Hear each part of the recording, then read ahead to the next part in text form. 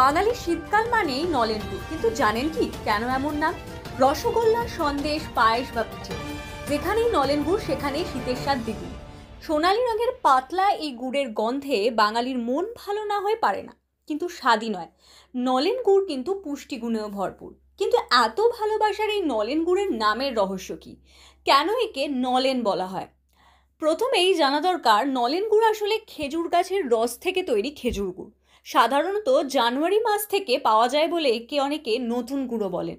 কিন্তু নলেন শব্দটি কোথা থেকে এলো তা নিয়ে রয়েছে নানা ব্যাখ্যা। এক মত অনুযায়ী নতুন শব্দের অপভ্রংশ থেকেই এসেছে নলেন।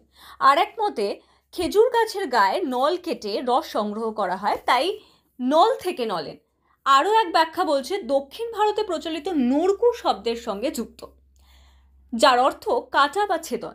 সেখান থেকেই নামের উৎপত্তি হতে পারে। নলেন গুড়ের জনপ্রিয়তায় আজও ভাটা পড়েনি। এখন তো টিউবেও পাওয়া যায় এই গুড়। শীত এলেই বাঙালির মনে প্রথমেই আসে নলেন গুড়ের সন্দেশ বা পাটালি বা রসগোল্লার স্বাদ।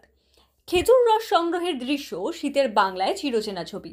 ভোরে কুয়াশার মাঝে খেজুর গাছের গায়ে ফুটো করে ঝোলানো হাঁড়িতে টপ টপ করে জমে থাকা টাটকা রস, সেই রস কাঁচা অথবা জাল দেওয়া দুভাবেই অপূর্ব।